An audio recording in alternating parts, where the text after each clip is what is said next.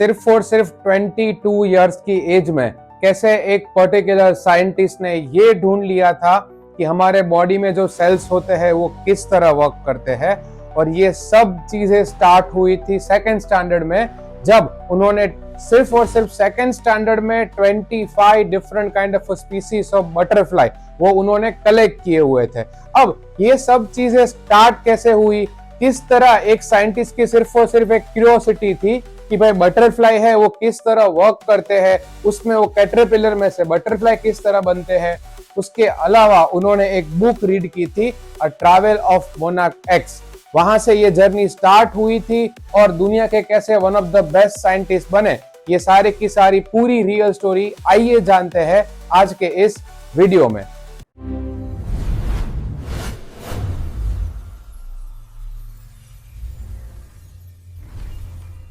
अब मैंने आपको पहले ही बोला कि 22 इयर्स की एज में scout of the year award मिला था उनको, और साइंटिफिक जर्नल उन्होंने खुद एक थीसिस लिखी थी और पब्लिश किया हुआ था।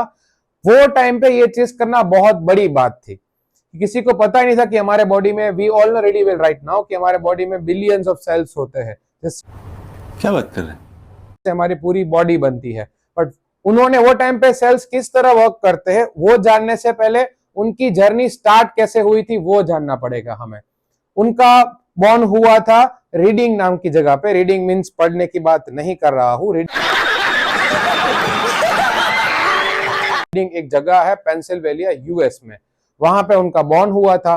अब ये था कि उसकी एज का वहां पे बहुत कम बच्चे थे, तो हमारे ये जो रिचर्ड एब्राइट जो हमारे साइंटिस्ट है, उनको क्या था कि अलग अलग चीजें कलेक्ट करने का बहुत ज्यादा शौक था, हॉबी थी। तो उन्होंने रॉक्स, फॉसिल्स, ये सारी चीजें क्या की थी, कलेक्ट की थी। जब वो सेकंड स्टैंडर्ड में थे तब उनकी मदर ने उनको एक बुक लेके दी थी। बुक का नाम था a travel of monarch x. अब ये बुक में लिखा हुआ ये था कि जो मोनार्क बटरफ्लाई है, देखो मोनार्क एक स्पीसीज होती है बटरफ्लाई की, वो किस तरह सेंट्रल अमेरिका में माइग्रेट हुए थे। आपने ये तो सुना होगा कि बहुत सारे बर्ड्स है वो माइग्रेट होते रहते हैं अलग अलग कंट्रीज में, ये सब चीज है। वैसे ही कभी कभी क्या होता है कि बटरफ्लाई वो भी माइग्रेट होते हैं। तो वो मोनार्क बटरफ्लाई सेंट्रल अमेरिका में माइग्रेट कैसे हुए हैं उसके बारे में पूरी की पूरी स्टोरी थी वो ट्रैवल ऑफ मोनार्क एक्स में। और यहां से ही उनकी साइंटिफिक क्यूरियोसिटी का हो गया स्टार्ट। उनको बटरफ्लाई के बारे में सब कुछ चीजें जानना था कि भाई बटरफ्लाई किस तरह वर्क करते हैं, उनकी लाइफ साइकिल क्या होती है, उसके बाद कौन से टाइप के बटरफ्लाई होते हैं। वो बुक के बाद क्या हुआ कि जब वो बुक रीड करोगे, तो जैसे आप वो बुक फिनिश करोगे तो बुक के पीछे जिन्होंने ये बुक लिखी हुई थी, तो उसमें एक डॉक्टर थे, डॉक्टर फ्रेडरिक ए एक्वार्थ, जो यूनिवर्सिटी ऑफ टोरंटो कनाडा में एक प्रोफेसर थे। वो सब लोग को क्या बोलते, देखिए आप जो भी टाइप के बटरफ्लाई है उनको अगर आप कैप्चर करते हो तो उसके पीछे एडेसिव टैग्स लगाओ, और वो टैग लगा के किसको भेजना है, आपको फ्रेडरिक ए एक्वार्थ को भेजना है। आई नो बहुत लोग अभी कंफ्यूज हो गए कि इसका मतलब क्या होता है। आपको मैं बाद में, just give me a moment, मैं आपको समझाऊंगा बहुत ही सिंपल डिटेल में, ताकि आपको प्रॉपरली आइडिया आ जाएगा कि एग्जैक्टली डॉक्टर फ्रेडरिक एक्वार्थ ने ऐसा क्यों बोला था। अभी मजा आएगा ना भिड़ो। अब रीडर्स को ऐसा बोला गया था कि बटरफ्लाई को टैग करो, उसके बाद वहां भेजो। अब रिचर्ड एब्राइट, मैंने आपको पहले ही बोला, बहुत ही खतरनाक था। उन्होंने क्या किया अलग अलग बटरफ्लाई को मैं पकड़ने जाऊंगा तो I think that won't be better. उससे अच्छा उन्होंने फीमेल मोनार्क है उनको लिया, उनका ब्रीडिंग करवाया, उनके एग्स को रेस करना स्टार्ट किया अपने घर के बेसमेंट में। आपको पता है बाहर वेस्टर्न कंट्रीज, अगर हम यूएस यूके उन सब की बात करें, तो वहां पे मोस्टली लोगों के घर के नीचे एक बेसमेंट होता है, पर्सनल प्राइवेट उनका, तो इनके पास भी था। तो उन्होंने वो बटरफ्लाई को रेस करना स्टार्ट किया वहां पे, सोच लो। अब रेस कर रहे थे, उसके बाद नेक्स्ट 1-2 इयर्स तक उसका जो बेसमेंट था वो it was like thousands of butterflies in his basement. सोच देखो बटरफ्लाई की लाइफ साइकिल क्या होती है, एग में से बनता है वो कैटरपिलर, कैटरपिलर में से वो बनता है प्यूपा, प्यूपा में से बनता है वो बटरफ्लाई। तो ये सारी की सारी जो लाइफ साइकिल थी उसको वो नोट कर रहे थे। अब हुआ क्या, बटरफ्लाई को टैग तो कर रहे थे, but it's really tedious work. Tedious का मीनिंग क्या होता है, बहुत ही टायर्ड वर्क है, आप एग्जॉस्ट हो जाते हैं। और जितने बटरफ्लाई को उन्होंने टैग किए थे उनको फिर उड़ा देते हैं।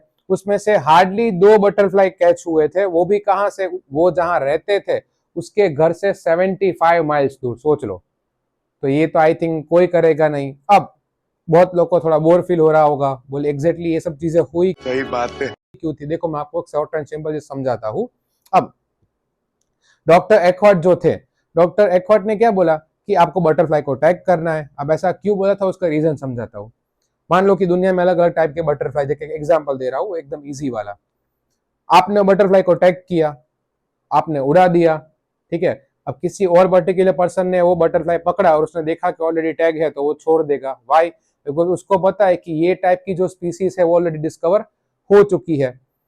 अगर ऐसा हुआ कि भाई बटरफ्लाई को मैंने पकड़ा, मैंने उसके ऊपर रिसर्च किया, सब कुछ कर दिया, फिर छोड़ दिया, फिर हो सकता है वो मान लो कि 20, 30, 40 किलोमीटर से आगे किसी और ने वो कैप्चर किया, वो भी रिसर्च करेगा, तो ये ड्यूअल वर्क हो जाएगा ना, तो कोई मतलब भी नहीं है। तो हमें कैसे पता चलेगा कि भाई बटरफ्लाई की ये वाली जो स्पीसीज है वो ऑलरेडी डिस्कवर हो चुकी है, वो टैग से पता चलेगा। जैसे एग्जांपल लेते हैं, एक बटरफ्लाई उड़ता उड़ता आया मेरे पास, मैंने पकड़ लिया। अब मान लो कि उसको पूरा रिसर्च कर दिया, मुझे पता चल गया कि ये मोनार्क बटरफ्लाई है। मोनार्क एक स्पीसीज होती है बटरफ्लाई की, मैंने उसको उड़ा दिया।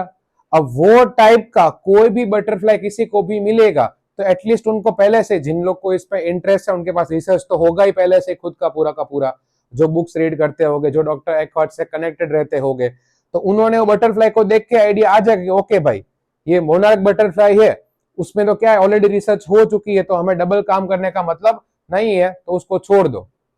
तो इस तरह अलग अलग दुनिया के पार्ट में क्या होता था कि जो भी बटरफ्लाई को कैच करेगा, अगर वो नई स्पीसीज है तो उसके ऊपर सब कुछ रिसर्च करके उसमें टैग लगा देगा, एडेसिव टैग, और टैग लगा के छोड़ देगा। और ये वाला सेम टैग जो दूसरे बटरफ्लाई पे लगाएगा सेम स्पीसीज पे, वो टैग वो किसको भेजेंगे, डॉक्टर फ्रेडरिक एक्हर्ट को, ताकि बाकी सबको पता चल जाए कि भाई मोनार्क बटरफ्लाई है, उसके बाद बाकी जितनी स्पीसीज है कि ये वाला डिस्कवर हो चुका है, तो ये वापस आपको डिस्कवर करने की जरूरत नहीं है। इसलिए उन्होंने ये आइडिया लगाया था एडेसिव टैग का, कि अब आप प्रॉपर टैग लगाओगे तो it will be really easy for everyone to recognise a different kind of species of butterfly. आया समझ में? फिर धीरे धीरे जो रिचर्ड एब्राइट थे उन्होंने भी ये काम बंद कर दिया, बिकॉज मैंने पहले ही बोला बहुत ही एग्जॉस्टेड काम था। अब जब वो 7th ग्रेड में थे तब उन्होंने क्या किया, एक पार्टिसिपेट किया था साइंस फेयर में। आई थिंक मुझे ये बताने की जरूरत नहीं है कि साइंस फेयर में पार्टिसिपेट सब लोग करते ही अपने स्कूल में, वही सेम टू सेम फालतू सा होता है। कुछ लोग वो वॉल्केनो वाला बनाते हैं, कुछ लोग डैम बनाते हैं, कुछ लोग वो आग वाला बनाते हैं। सब होता क्या है, देखो साइंस फेयर के अगेंस्ट नहीं हूं मैं, बट वो सेम टू सेम चीजें सालों से चलती आ रही है। वो एक आप मॉडल बनाओगे, कोई देखने आएगा, चीफ गेस्ट होगा, उसको फिर वो देखेगा, 2 दिन बाद के बाद आपको वही चीज डस्टबिन में मिलेगी। अरे बाप रे, ये तो धोती खोल रहा है। Practical work zero. ये क्यों बता रहा हूं, उसका रीजन है कि रिचर्ड एब्राइट ने भी क्या किया कि साइंस फेयर में पार्टिसिपेट किया। पार्टिसिपेट करने के बाद उनका जो प्रोजेक्ट था वो क्या था कि वो सिर्फ और सिर्फ माइक्रोस्कोप में फ्रॉग के टिश्यू दिखा रहे थे। यू नो रियली वेल कि ये कोई रियल टाइप का एक्सपेरिमेंट तो है नहीं, तो इसलिए वो हार गए। देखो जो रियल है वही बता रहा हूँ, क्योंकि ये रियल स्टोरी है तो इसमें हम कुछ अपना ऐड नहीं कर सकते, और वो हार गए। तभी उनको पता चला कि अगर उनको साइंस फेयर में जीतना है तो उसको कुछ रियल एक्सपेरिमेंट करने पड़ेंगे। ऐसे ही वो फ्रॉग टिश्यू दिखाएंगे माइक्रोस्कोप में तो कुछ होगा नहीं। उसके बाद उसने डॉक्टर फ्रेडरिक एक्हर्ट को भेजा लेटर लिख के कि मुझे कुछ सजेशंस दो। सामने बहुत सारे सजेशंस भी आए। अब ऐसा एक ही टॉपिक था जिसके बारे में रिचर्ड एब्राइट को पता था, वो था इंसेक्ट, और इंसेक्ट में भी बटरफ्लाई। वो टाइम पे एक डिजीज आया था। डिजीज क्या था कि बहुत सारे जो मोनार्क बटरफ्लाई है वो मर रहे थे। अब वो क्यों मर रहे थे, रीजन क्या था, अननोन था। अब रिचर्ड एब्राइट को ऐसा लगा, ही थॉट अबाउट इट, मैं पहले ही बोल रहा हूं उसने सोचा था, रियल में ऐसा था कि नहीं मैं आपको वो नहीं बता रहा हूं, कि शायद जो बीटल्स होते हैं, बीटल तो आपको बता ही हो गए, बीटल कोई ऐसा डिजीज कैरी करते हैं जिससे ये बटरफ्लाई मर रहे हैं। अब ये प्रूव करना है तो कैसे प्रूव करें। मैंने पहले ही बोला ये थे खतरनाक, सबसे यूनिक आइडिया इनके पास ही होते थे। इन्होंने क्या कर दिया कि भाई बीटल को लिया, बटरफ्लाई को लिया, बोले तुम दोनों भाई बड़े हो गए एक साथ, अब दोनों भाई बहन की तरह रहोगे, दोनों को साथ में रेस करना स्टार्ट कर दिया। हाँ, he didn't got the real result at that time, उनको प्रॉपर कोई रिजल्ट नहीं मिला, बट इन्होंने ये प्रूव कर दिया कि जितने बटरफ्लाई से या बटरफ्लाई की जो स्पीसीज है वो मर रही है, उसका सिर्फ और सिर्फ रीजन बीटल्स नहीं था। और देखो प्रैक्टिकली ये प्रूव करना जितना आपको यहाँ वीडियो में आसान लगता है उतना है नहीं, इट्स मोर देन हार्ड। और वो प्रूव किया उन्होंने वो टाइम पे, और इस बार वो जीत गए जूलॉजी में। अब नेक्स्ट ईयर वापस साइंस फेयर आया। अब इस बार साइंस फेयर में उसने और भी खतरनाक वाला रिजल्ट है वो लिया, तो इस बार तो प्रूव भी किया। देखो कौन से वाला, एक होते हैं मोनार्क बटरफ्लाई दूसरे होते हैं वाइसरॉयस बटरफ्लाई। वाइसरॉयस जो हमारे ब्रिटिश इंडिया में थे, वो वाइसरॉयस की बात नहीं कर रहा हूँ, वरना आप वही वाला इमेजिन करोगे। बटरफ्लाई के स्पीसीज की बात कर रहा हूँ। तो एक मोनार्क बटरफ्लाई और एक वाइसरॉयस बटरफ्लाई। अब होता क्या था कि जो बर्ड्स होते हैं, बर्ड्स में भी सबसे मेन अगर हम बात करें तो स्टारलिंग करके एक बर्ड आता है।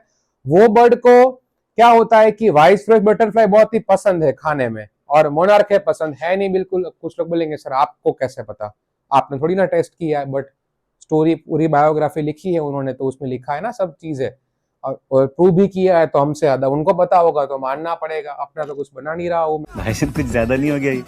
मतलब कुछ भी। अब वाइसरॉयस बटरफ्लाई बहुत ज्यादा पसंद है किसको? हमारे स्टारलिंग बर्ड को। बर्ड बोलेगा भाई इसको तो मैं खा जाऊंगा। मोनार्क बोले मोनार्क नहीं अच्छा लगता, ये खिचड़ी जैसा है यार, इसको नहीं खाना, छोड़ दो। अब वाइसरॉयस को ये पता लग गया कि भाई इसको मोनार्क बटरफ्लाई अच्छे नहीं लगते हैं, बर्ड्स को हम लोग अच्छे लगते हैं। तो यह क्या कर रहे थे, जो वाइसरॉयस बटरफ्लाई थे वो मोनार्क को कॉपी कर रहे थे। बोले अगर हम मोनार्क जैसे दिखेंगे तो बर्ड्स हमें खाएंगे नहीं, सो हम बर्ड्स का डिनर बनने से बच जाएंगे। What? Bro, what are you talking about, man? तो ऐसा कुछ होगा। अब देखो ये सोचने में बहुत ही अजीब लगता है आपको, बट रियल में एग्जिस्ट करता है। जिसका प्रॉपर दिमाग चलता है, जिसको प्रॉपरली साइंस समझ में आता है, उन लोग को सब रियल में समझ में आ जाएगा। बाकी अगर कोई ऐसा है यहाँ पे जिसको साइंस बिल्कुल समझ में नहीं आता है, तो सॉरी, आपका कुछ नहीं हो सकता, क्योंकि रियल में ऐसा चीजें होती है। और वाइसरॉयस रियल में मोनार्क को कॉपी करते हैं, ये वाला प्रोजेक्ट हमारे रिचर्ड एब्राइट ने प्रूव कर दिया। और फिर ये सेम चीज देखो, आप प्रूव करोगे बहुत लोग नहीं मानोगे, बाकी लोग ने भी जब प्रूव देखा और उन्होंने भी प्रूव किया कि हाँ यार बात तो इसकी सही है, कि जो वाइसरॉयस बटरफ्लाई है किसको कॉपी करते हैं?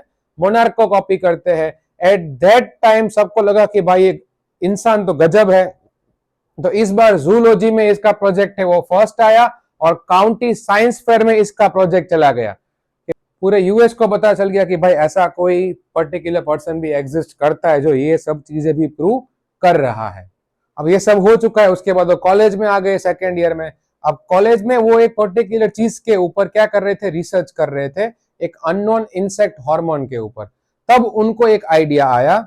अब सब लोग ने कैटरपिलर तो देखा ही होगा। अब कैटरपिलर देखो जब भी जा रहा होता है ना, आपने देखा होगा कैटरपिलर के बॉडी के ऊपर स्पॉट्स होते हैं, गोल्ड कलर के होते हैं, ऑरेंज कलर के होते हैं, मोस्टली आपने गोल्ड स्पॉट देखे होंगे।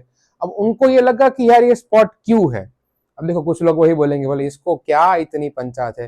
देखो वही फर्क पड़ता है कि क्यूरियोसिटी क्या होती है और आपका दिमाग किस तरह चलता है। कुछ लोग को लगता है कि नहीं बात सही है। अब वो कैटरपिलर जा रहा था, उसने सोचा कि यार इसकी बॉडी के ऊपर जो स्पॉट्स दिख रहे, इसका कोई ना कोई मतलब तो हो सकता है, ऐसे तो है नहीं है।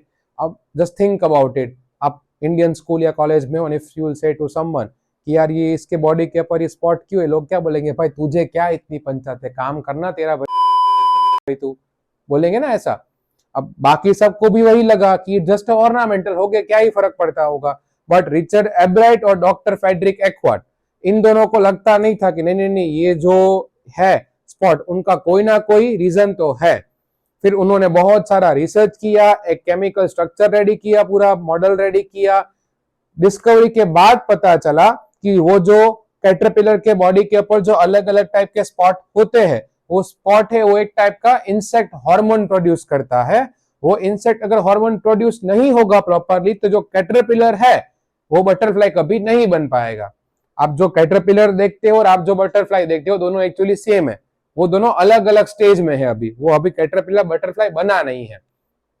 देखो अभी तक हो सकता है बहुत लोगों को पता नहीं था कि कैटरपिलर बटरफ्लाई बनते कैसे, तो वही आपको मैं समझा रहा हूं। वो कैटरपिलर एक मस्त कॉमन एग्जांपल दे रहा हूं, अभी आप फटाफट समझ जाओगे। कैटरपिलर देखा होगा, बॉडी के ऊपर गोल्ड स्पॉट हो गए। बटरफ्लाई देखा होगा, बटरफ्लाई की जो विंग्स होती है, पता ना उसके विंग्स के ऊपर भी जो गोल्ड स्पॉट होते हैं। अब कुछ आया समझ में, दोनों के दोनों सेम है। वो एक टाइप का एक इंसेक्ट हार्मोन प्रोड्यूस करता है। वो हार्मोन प्रोड्यूस होगा तो उसमें से विंग्स निकलेगी, और वो कैटरपिलर जो है, वो कैटरपिलर एक फुल्ली ग्रोन बटरफ्लाई बन जाएगा। अगर वो अननोन इंसेक्ट हार्मोन प्रोड्यूस नहीं होगा, तो वो जो कैटरपिलर है वो बटरफ्लाई कभी भी नहीं बन पाएगा। और ये वाला रिसर्च भी उन्होंने प्रूव कर दिया विथ फैक्ट्स कि भाई ये इस तरह काम करता है। और इस बार जूलॉजी में तो फर्स्ट आ ही गए थे, काउंटी साइंस फेयर में भी फर्स्ट आए, और इंटरनेशनल साइंस फेयर में इसकी एंट्री हो गई। सोच लो, बिकॉज इतना सब चीजें दिमाग लगा के ये सब प्रूव करना ऐसा तो है नहीं कि हर रोज कोई ना कोई करते रहते, तो इन्होंने ये चीज भी प्रूव कर दी वो टाइम पे, जस्ट थिंक अबाउट इट। उसके बाद ये सारा सब चीजें प्रूव की। अब इंटरनेशनल साइंस फेयर में तो उसको अवार्ड मिल ही गया जूलॉजी में। अपार्ट फ्रॉम दैट फिर उनका जब समर वेकेशन चल रहा था तब उन्होंने यूएस डिपार्टमेंट ऑफ एग्रीकल्चर और आर्मी लेबोरेटरी वहां पे भी काम किया। अब कुछ लोग बोलेंगे आर्मी लेबोरेटरी तो चलो समझ में आया, बट डिपार्टमेंट ऑफ एग्रीकल्चर वहां पे हमारे साइंटिस्ट क्या कर रहे थे? आई थिंक सबको पता ही होगा कि एग्रीकल्चर में भी अलग अलग टाइप के जो इंसेक्ट्स होते हैं वो क्रॉप्स को डिस्ट्रॉय करते हैं, तो उसकी डिस्कवरी के लिए भी ऐसे ऐसे माइंड्स चाहिए कि वो उनको क्या कर सके, कोई ना कोई एडवाइस दे सके। अगर आपने सबसे पहला वीडियो हमारा देखा होगा, अगर जहां हमने लिटरेचर स्टार्ट किया था हमारी चैनल पे, अ लेटर टू गॉड, उसमें वही होता है कि एक इंसेक्ट होता है अलग टाइप का, प्लेग ऑफ लोकसिस, लोकस का पूरा ग्रुप जो हमारे लेंचो का क्रॉप से वो डिस्ट्रॉय कर देता है, तो वो वाला वीडियो भी आप चेकआउट कर सकते। फिर उसको कहाँ काम करने का मौका मिला? समर में ही entomology laboratory of Walter Reed Army Institute of Research. अब कुछ लोग बोलेंगे 3-4 जगह है क्या? एक ही जगह का नाम है। आपको अगर पता ना हो तो कि Walter Reed Army Institute of research जो है, जहां पे काम करने का मौका बहुत कम लोगों को मिलता है, उनको भी मौका मिला था, वहां पे भी उसने प्रॉपरली काम किया। अब आगे और अच्छा अच्छा काम करना था। आप सबको पता है कि देखो घर पे आप रिसर्च कर सकते हो, बट प्रैक्टिकल एक्सपेरिमेंट एक लेवल के बाद नहीं होगा। क्यों नहीं होगा? बिकॉज उसके लिए आपको क्या चाहिए? सोफिस्टिकेटेड इंस्ट्रूमेंट चाहिए, जो घर पे तो पॉसिबल है नहीं। एक कॉमन एग्जांपल दूं, अगर आप रॉकेट के ऊपर रिसर्च कर रहे हो, छोटा मोटा रिसर्च कर दोगे घर पे, बट ऐसा तो नहीं बोलोगे ना नासा को या इसरो को कि भाई एक आध रॉकेट घर पे पार्सल कर दे, मुझे रिसर्च करना है। नहीं हो सकता ना। कैसा लगा मेरा मजाक? उसके लिए आपको वहां जाना पड़ेगा। तो इन्होंने जो डिपार्टमेंट ऑफ एग्रीकल्चर था, उसके बाद लेबोरेटरी जो थी यूएस डिपार्टमेंट की, वहां पे जाके उन्होंने रिसर्च स्टार्ट कर दिया अपना। उसके बाद एक केमिकल स्ट्रक्चर बनाया पूरा का पूरा कि सेल्स किस तरह वर्क करते हैं उसका। और आपको पता ना हो तो ये भी हार्वर्ड यूनिवर्सिटी से ही बिलोंग करते थे। मैंने आपको बोला कि सारे साइंटिस्ट के बीच में एक सिमिलर चीजें होती है। ये हार्वर्ड यूनिवर्सिटी की सिर्फ नहीं, बाकी भी है, बता रहा हूँ आपको मैं। उसके बाद ईयर एंड हाफ लेटर, 1.5 साल हो गया काम करते हुए, जब वो यूनिवर्सिटी में थे तब उन्होंने देखा कि उन्होंने एक केमिकल स्ट्रक्चर बनाया हुआ था हार्मोन का, उसका एक्सरे देख रहे थे। और एक्सरे देखते देखते उन्होंने एक और खतरनाक डिस्कवरी थी, अगर आपको पता ना हो तो। देखना कभी आप डॉक्टर के पास जाते हो, अभी वो एक्सरे को देख रहे होते हैं, हमें लगता है कि यार इसको क्या दिख रहा है इसमें, हमें तो कुछ दिख नहीं रहा होता है इसमें। अब वो एक्सरे को जब देख रहे थे तो एक ऐसी डिस्कवरी की जो हमारी ह्यूमन काइंड में फर्स्ट टाइम हो रही थी, किसी को भी पता नहीं था। वो चिल्ला सकते थे, बोले वो finally I got it, eureka, पता ना लोग बोलते जब भी कुछ नया इन्वेंशन होता है। ऐसा कुछ भी नहीं बोला। एक्चुअली इन्वेंशन किसका हुआ? डीएनए का। डीएनए क्या है आई थिंक मुझे आपको बताने की जरूरत नहीं है, सब लोग डीएनए के बारे में जानते हैं किस तरह वर्क करता है DNA. It controls the hereditary. पूरा बायोलॉजिकल लेक्चर तो है नहीं, बट इतना मैंने आपको बता दिया। आपको पता ना हो तो डीएनए का जो मेन फॉर्म है कि सेल्स लाइफ में से किस तरह ये सब चीजें काम करती है, ये भी रिचर्ड एब्राइट ने ही ढूंढा था। ये अभी आपको पता चला होगा, पहले पता नहीं होगा। डीएनए ये भी डिटरमाइन करता है कि how it function of life of a cell. उसके अलावा ये एक ब्लूप्रिंट है, बताए ना, लाइफ की, और आपको पता चल जाएगा। तो ये सब चीजें भी, पूरा का पूरा डीएनए किस तरह वर्क करता है, सेल्स किस तरह वर्क करता है, ये सब भी हमारे रिचर्ड एब्राइट ने ही ढूंढा था। और ये अकेले नहीं थे। देखो रिचर्ड एब्राइट जब कॉलेज में थे तब उनका एक फ्रेंड भी था, जेम्स आर वोंग। वो दोनों पूरी रात रिसर्च करते रहते थे। उन्होंने एक प्लास्टिक मॉडल भी बनाया हुआ था केमिकल स्ट्रक्चर का कि भाई सब चीजें किस तरह वर्क करते हैं। और अगर आपको पता ना हो तो रिचर्ड एब्राइट जब हार्वर्ड यूनिवर्सिटी में थे तो उनके क्लास में 1510 स्टूडेंट्स थे। सोच लो 1510 स्टूडेंट्स, उसमें से वो सेकंड आए थे। अब कुछ लोग, मुझे पता है, ओवर स्मार्ट, मुझे पूछेंगे कि सर फर्स्ट कौन आया था? भाई मेरे को नहीं पता है, मेरे क्लास में, ठीक है, हाँ सेकंड आए थे वो। उसके अलावा मैंने आपको पहले ही बोला कि मैं सारे साइंटिस्ट के बीच की जो एक सिमिलरिटीज होती है, एक मैंने पहले ही बताया कि उनका माइंड अलग तरीके से काम करता है। देखो आपने सिर्फ साइंटिस्ट नहीं, बड़े बड़े आप इन्वेंटर्स देखो या बड़े बड़े बिजनेसमैन देखो, बिलियनर्स देखो, एंटरप्रेन्योर्स देखो, इन सब के बीच में एक चीज आपको कॉमन मिलेगी कि मोस्टली वो लोग ऑक्सफोर्ड, हार्वर्ड, कैम्ब्रिज, जैसे आप इनकी बात करो, स्टीफन हॉकिंग की बात करो, मार्क जकरबर्ग की बात करो, ये सब लोग, भले कुछ लोग ड्रॉप आउट से, कुछ लोग ने, बट एटलीस्ट वहां गए तो थे। क्यों? और आपने देखा होगा बहुत लोग मेहनत करते हैं, जो पैसे वाले हो तो वैसे भी पहुंच ही जाएंगे उधर, बट जिसके पास इतने पैसे नहीं है वो स्कॉलरशिप लेके कुछ भी करके वहां जाने की ट्राई क्यों करते हैं? वहां पे आपको जो माइंड्स मिलेंगे ना आपके जैसे ही, अगर आप पूरी दुनिया से अलग सोचते हो, हटके सोचते हो, जो कॉमन लोग नहीं सोच पाते हैं, तो आपको ऐसा ग्रुप चाहिए। अकेले आप सब चीजें नहीं कर सकते हो। तो ये पूरा ग्रुप आपको ऐसी कॉलेज में और ऐसी यूनिवर्सिटीज में ही मिलेगा। उन्होंने फिर क्या बोला कि अगर ये सारी थ्योरी जिस पे वो काम कर रहे थे वो टाइम पे, अगर वो प्रॉपरली प्रूव हो गई तो मैनकाइंड के लिए ये बहुत ही अच्छी बात होगी। बहुत सारे अलग अलग टाइप के जो डिजीज होते हैं, कैंसर जैसे, उसको भी ये प्रिवेंट कर सकते हैं। वो सब चीजें नहीं कर पाए बट एटलीस्ट वो रिसर्च वो टाइम पे कर ही रहे थे। अब सबको लगता होगा कि भाई रिचर्ड एब्रेट तो एक छोटे साइंटिस्ट हो गए, पूरा दिन साइंस में बिजी हो गए और कुछ करने का टाइम नहीं होगा, बहुत ही बोरिंग पर्सनालिटी हो गए। ऐसा नहीं था। साइंस के अलावा भी उनकी बहुत सारी हॉबीज थी। उनको, वो एक कैनोइस्ट भी थे। देखो कैनोइस्ट का पता ना, कैनो एक टाइप का स्पोर्ट होता है बोट में जो हम करते हैं, उनको वो पसंद था। उनको फोटोग्राफी भी पसंद थी, स्पेशली अगर हम बात करें तो वाइल्ड लाइफ और नेचर की। उसके बाद वो चैंपियन डिबेटर थे। यूएन में, यूनाइटेड नेशंस में भी उन्होंने बहुत सारी डिबेट की हुई थी। और देखो ये सब चीजें जब होती है ना, तब हमें लगता है कि यार किसी ना किसी को तो एडमायर करते हो गई है। हाँ, उनके एक टीचर थे रिचर्ड ए वेयर। अब Richard A Ware actually social study के टीचर थे उनके। कुछ लोग बोलेंगे कैसे पॉसिबल है, ये साइंस से बिलोंग करते हैं, उनके टीचर सोशल स्टडी के थे, ऐसा क्यों? रिचर्ड एब्राइट खुद ये बोलते हैं कि मेरे जो टीचर थे सोशल स्टडी के, उन्होंने मेरा माइंड ओपन किया for the new ideas, for the new world. क्यों? बिकॉज कुछ लोग ऐसे होते हैं जो आपका माइंड ओपन कर देंगे कि भाई तू इतने में मत रहे, तू इतने में बिलोंग नहीं करता है। There are so many different kind of things which you can do for your life. जैसे हमारा चैप्टर था एपीजे अब्दुल कलाम के बारे में, जिसमें भी उनके जो साइंस टीचर थे शिव सुब्रमण्यम अय्यर, उन्होंने भी बोला हुआ था एपीजे अब्दुल कलाम को कि मुझे तुझे कहाँ देखना है, दुनिया के सबके टॉप लोग जो होते हैं उसके साथ बैठा हुआ देखना है। इसलिए फिर वो आगे इस तरह बढ़े। तो रिचर्ड ए वेयर भी ऐसे ही थे, वो भी वही बोलते थे कि तू ऑर्डिनरी लोग तो है नहीं। अब रिचर्ड ए वेयर भी एक इंटरव्यू में वही बोलते हैं, बोले देखो रिचर्ड एक टॉप ए ग्रेड स्टूडेंट तो था ही, पढ़ने लिखने में तो बहुत अच्छा, अभी जाके इतने आगे बढ़े। उसके अलावा उन्होंने क्या बोला कि वो हार्डवर्क बहुत करते थे। देखना हार्डवर्क की जब भी बात आती है तो बहुत लोग बोरिंग फील करते हैं, बोले यार वो सब लोग करते ही है हार्डवर्क। हार्डवर्क का मीनिंग पूरा दिन साइंस के ऊपर रिसर्च करना है, अपना बटरफ्लाई का भी रिसर्च करना है, उसके अलावा अपनी अलग हॉबीज है उसको भी ध्यान देना है। उसके अलावा जब डिबेट करनी होती है यूनाइटेड नेशंस में, सोच लो you are debating with someone at a United Nations, उसका पूरी रात जाके रिसर्च करना, ये सब चीजें एक साथ करना इतना इजी नहीं होता है। और देखना जब भी डिबेट की बात आती है ना, तब इंडियंस को लगता है डिबेट का मतलब झगड़ा। If any kind of person is saying something in front of the lots of people, आपको उनको काउंटर क्वेश्चंस करना है, क्रॉस क्वेश्चंस करना है। If you think that he is lying, तो आपके सामने उनका क्वेश्चन का आंसर होना चाहिए, रीजन भी होना चाहिए, प्रॉपर वे में आप कर सको, that is called the debate.